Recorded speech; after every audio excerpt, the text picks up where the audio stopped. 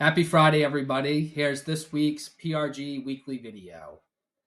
So, according to Mortgage News Daily, interest rates have settled in around 6.9%.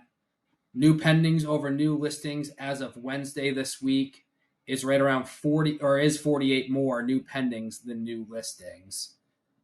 Something that I find pretty interesting, according to CoreLogic, who tracks everything real estate related, from April of 2022 to April of 2023, Maine was number 7 in the country with price appreciation.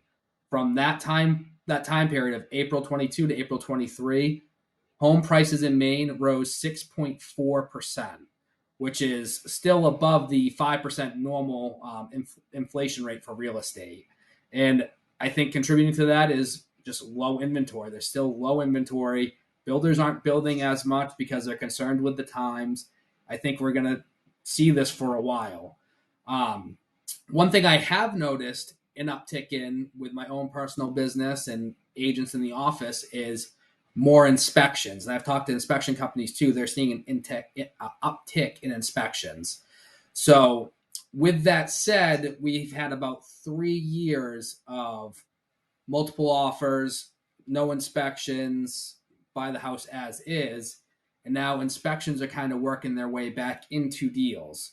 So with that, we need to fine tune our skills when it comes to handling inspections. A lot of newer agents that were licensed in 2020, 21, 22, or 23, may not have the experience with inspections because there hasn't been any. So just a refresher on inspections, less is more. So when you're negotiating for a buyer and you've done your inspections, you want to hit big ticket items. You don't want to hit smaller items. Human nature, if you're hitting a seller with a laundry list of issues and on top of the big ticket issues, the seller's going to feel nickel and dimed. They're going to start getting defensive. Typically in negotiations, they tend to go worse for your buyer. So we really need to be good at giving advice to our buyers about what to ask for.